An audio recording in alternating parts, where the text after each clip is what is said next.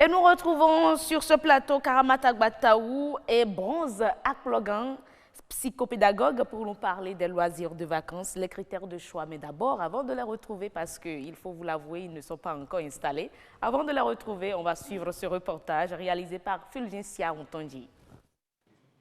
Peinture, danse, bricolage, cuisine, jeux de société, ce sont là quelques activités proposées aux enfants pour passer des moments de détente en beauté. Occuper sainement les enfants pendant les vacances, c'est l'objectif des promoteurs de ces centres. Moi, j'aime bien la cuisine, particulièrement la pâtisserie.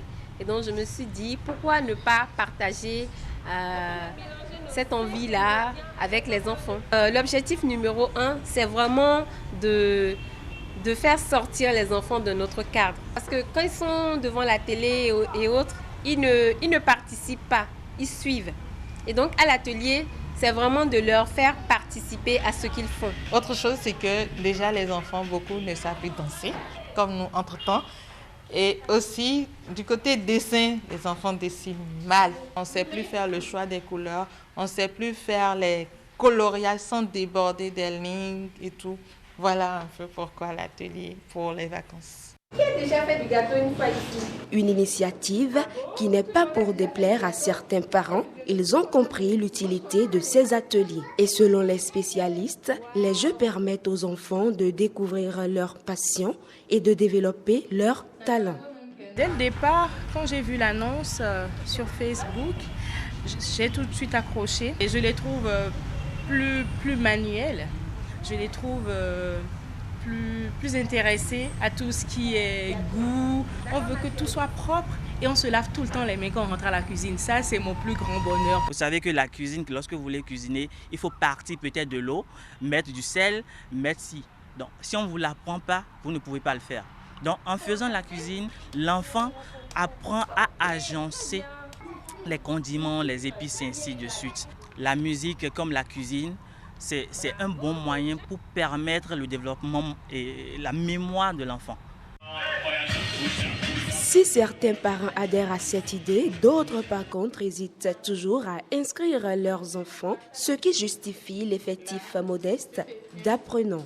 Quand on dit un atelier pendant les vacances, on trouve parfois que c'est un peu trop, on trouve que ça occupe trop les enfants, alors que tous ne partent pas en cours de vacances et il faut aussi les occuper autrement tout en ne pas oublier les cahiers. C'est-à-dire on s'amuse tout en apprenant. L'âge le plus connu ou le plus normal, le plus adéquat pour pouvoir inscrire un enfant, c'est à partir de 4 ans. 4 ans, 5 ans, vous pouvez envoyer votre enfant dans un centre. Ce serait dommage si les parents ou bien si un parent trouve que voilà, aller dans un centre, c'est perdre son temps. J'inviterai donc les parents à inscrire les enfants, à savoir d'abord, ou du moins observer leurs enfants pour voir qu'est-ce que ces enfants-là aiment faire. Les activités extrascolaires contribuent à consolider les aspirations scolaires et les projets professionnels des enfants. L'accompagnement des parents et le suivi des enfants dans le choix de ces activités seront des atouts majeurs pour leur développement personnel. Merci Fulgencia Ontonji. On va vous retrouver en fin de mission pour parler beauté. Mais en attendant, on est avec la Krada Krade. Bonsoir. Oui, bonsoir, heureuse d'Alandé. Bonsoir, chers amis téléspectateurs. Hier, c'est vrai qu'on parlait du monde agricole, mais aujourd'hui, on se retrouve dans un autre registre. C'est pour parler des loisirs de vacances pour les enfants. Effectivement. Et pour aborder le sujet, vous êtes avec Bronze, pas de l'or, hein? Du bronze. À Clogan, je veux bien savoir ce qui a motivé les parents à vous prénommer ainsi. Comment allez-vous? Bonjour madame la journaliste, contente de vous savoir ici présente. Bronze, pourquoi? C'est fort. Tout ce que l'on connaît du commun des mortels, c'est un mélange, un alliage de cuivre et de fer. Mais ce qui est encore plus perçant, c'est surtout utilisé dans la justice divine. En tout cas, on parle de loisirs, de vacances, les critères de choix, Cara. Oui, vous êtes une maman, je le sais, et tout comme les autres parents qui nous suivent en ce moment, nous savons qu'en période de vacances, il y a plusieurs activités qui sont proposées aux parents pour le bien de leur progéniture, mais quels doivent être les critères de choix parce qu'il ne faut pas les laisser faire tout, n'est-ce pas? Il faut pouvoir faire la part des choses. Parce Donc c'est de cela. la cuisine, là, moi j'ai eu peur. Exactement, on se demande à quel âge alors là il faut apprendre déjà la petite fille d'aller à la cuisine ou bien même au petit garçon. Parce qu'il n'y a plus cette distinction-là aujourd'hui. Alors, Madame Aplogan, dites-nous, est-ce que c'est nécessaire de laisser les enfants dans les activités extrascolaires, selon vous? Je vous remercie. Oui, Madame la journaliste, il est très important de laisser les enfants à aller vers. Mais comment, c'est là la question? Comment répondre? Les activités extrascolaires sont d'une grande importance aujourd'hui.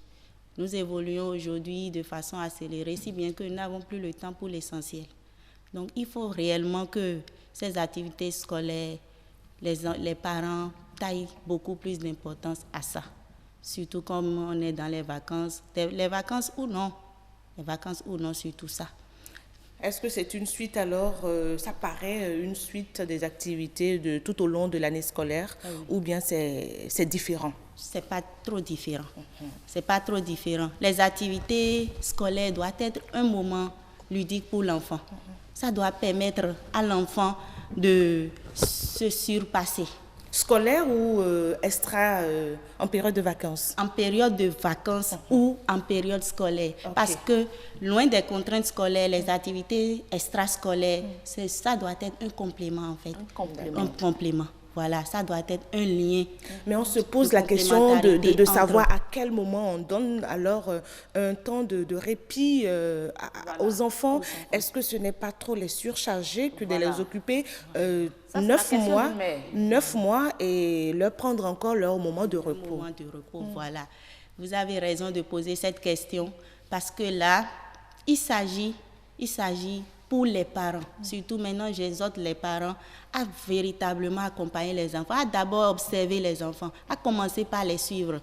Déjà, ces activités ludiques, ces activités sportives, ces activités de loisirs ne doivent pas être une contrainte pour les enfants. C'est-à-dire déjà quand l'enfant est à la maison, l'enfant nourrit déjà certaines envies, certains désirs. Et il faut l'accompagner. Et il faut l'accompagner. Tout simplement. Voilà. Il y a des enfants qui aiment la cuisine justement, qui aiment être aux côtés de leur mère, d'autres à marmonner les chants de musique, à développer, à tacter même les pinceaux pour faire des dessins. Voilà, donc à ce test. Donc c'est une façon de tailler en quelque sorte leur talent caché. Vraiment, ça permet à l'enfant de montrer, de découvrir ses talents, parce que l'enfant a déjà un point de départ. Mais quand on les inscrit dans ces activités extrascolaires, l'enfant découvre plus, l'enfant a beaucoup plus d'avantages. Donc, ça a beaucoup plus de bienfaits pour l'enfant. Les critères de choix doivent prendre en compte les aspirations des enfants. De l'enfant. Ce n'est pas que le parent qui lui impose, non, parce qu'on en connaît. On ne doit pas transposer nos désirs aux enfants.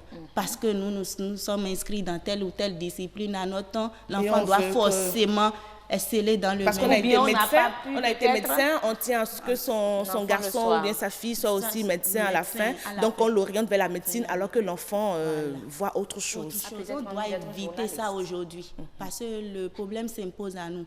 Vous convenez avec moi que même ces enfants qui sont contraints à faire le désir des parents, plus tard on voit ce que ça donne. Ils abdiquent, ils renoncent. Ils renoncent à ça. Ça commence par déplaire à l'enfant et il en perd goût au fil du temps. Mais l'activité extrascolaire, ça prend en compte toutes sortes d'activités. Aujourd'hui, les activités extrascolaires touchent tous les domaines. Oui, ça touche tous les domaines. Nous avons le football, le basketball, le rollerball. Il y a la musique, le théâtre, la danse, comment vous appelez ça? Il y en a une pluralité. Il y en a une pluralité aujourd'hui. Donc, en termes de critères de choix, c'est beaucoup plus l'enfant qu'il faut suivre. Parce que c'est lui le centre d'intérêt. Donc, c'est toujours les désirs de l'enfant qu'il faut suivre. Et il faut savoir que même la psychologie de l'enfant est très différente de celle de l'adulte. Mais ça, c'est un autre point de la question. Tous les parents n'arrivent pas à détecter ce que désire l'enfant à un moment T. Et c'est là que vous jouez vraiment votre rôle de psychopédagogue. Alors, pour un parent X, comment est-ce qu'il, s'il n'y a pas les moyens, regardez donc, comment c'est tout beau, de recourir voilà, aux compétences d'un psychopédagogue. Quels sont les petits conseils que vous avez à lui prodiguer? Les petits conseils. Moi, je ne dirais pas d'abord forcément que les parents ne sachent pas les goûts des enfants. Je vais prendre un exemple. Puisqu'il y a des enfants, même quand ils travaillent bien à l'école, arriver à la maison, travailler ou non, arriver à la maison, a tendance à aller jouer au football, a tendance à prendre son petit papier, à faire des dessins animés, des dessins et autres. L'idéal, c'est qu'il prenne un petit papier et qu'il ne transforme pas votre table à manger en papier. Apparemment, il vit ça à la maison. Oui. Donc, même vos cahiers, les cahiers de leçons et autres, l'enfant arrive à faire des dessins dedans. Franchement. Mais les parents n'arrivent pas à supporter. C'est déjà un point de départ. Ce n'est pas que le parent ne sait pas. Le parent sait, mais on dit à l'enfant, on a tendance à dire à l'enfant, il était envoyé à l'école pour étudier et non pas pour... Est-ce qu'il y a un âge? Est-ce que parmi les critères de choix, est-ce que l'âge compte pour beaucoup? On a entendu dans l'élément tout à l'heure qui est passé que c'est déjà à partir de 4 ans que ça peut se faire. Voilà. Est-ce que c'est... pas du tout trop tôt. C'est pas tôt. Vous savez, le développement psychomoteur de l'enfant, c'est entre 0 à 4 ans. De tout ce que l'enfant acquiert au-delà de 4 ans, c'est déjà tout ce que vous lui avez déjà appris, déjà dès sa conception jusqu'à l'âge de 4 ans. Mais on ne taille pas trop d'importance à cela au Bénin.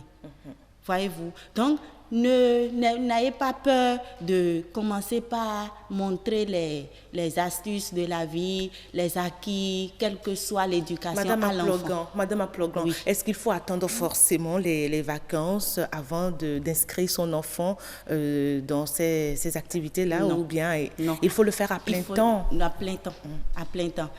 Déjà, là, à partir de 4 ans, on peut réellement inscrire son enfant dans une éducation. Et au même moment que l'enfant soit inscrit. D'accord. Soit en pleine année scolaire. Et là même, 4 ans, vous serez là pour lui faire un suivi parce que l'enfant ne sait pas toujours ce qu'il veut faire. Au bout du compte, que gagne l'enfant finalement sur son développement personnel? Qu'est-ce qu'il gagne? C'est sur cette question qu'on va se quitter. L'enfant a besoin qu'on le célèbre. L'enfant a besoin de se sentir auprès de ses parents que les parents sont fiers d'eux. C'est à travers ces activités et extrascolaires qu'on arrive réellement à donner la place à l'enfant. L'enfant, même ces enfants qui n'ont pas la chance de dialoguer avec les parents à la maison, l'enfant timide arrive à s'exprimer, Madame Aplogan, à se canaliser. Oui. Allez-y rapidement. À se socialiser, à s'épanouir, développer même la confiance en soi, être plus agile, plus précis, concentré. Donc c'est plus que nécessaire pour un enfant. C'est plus que nécessaire pour un enfant. Merci beaucoup, Madame Bronze Aplogan, psychopédagogue. On retient tout simplement que c'est important, il faut le faire. Et il y en a ces parents qui n'ont pas toujours les moyens d'accompagner leurs enfants à réaliser ces petits rêves de leur vie, mais à la fin, qu'ils réussissent quand même, ces enfants. Donc bravo à ces parents pour l'accompagnement. Heureuse d'Anondé, merci beaucoup pour l'invitation. Merci. Quelque chose de prévu déjà, un programme pour ces vacances? J'attends. Pour vos enfants? Oui, ils sont en train, ils font la danse, ils font du théâtre. Si. Nous allons apporter nos caméras de l'autre côté. Il n'y a pas de souci, Merci beaucoup, heureuse. Merci, Karamata Ouattaou. Passez belle soirée. On attend demain pour supporter les écureuils. Et je voudrais même vous demander comment vous vous préparez. En tout cas, on attend de voir. Les Sénégalais, il paraît que les Sénégalais attendent de faire le yassa aux écureuils. Nous, on attend de les mettre dans la sauce et manger la pâte blanche. Je ne sais pas trop quoi. Merci. Un million de plus, n'est-ce pas? Mesdames et messieurs, c'est donc tout pour Autant Savoir.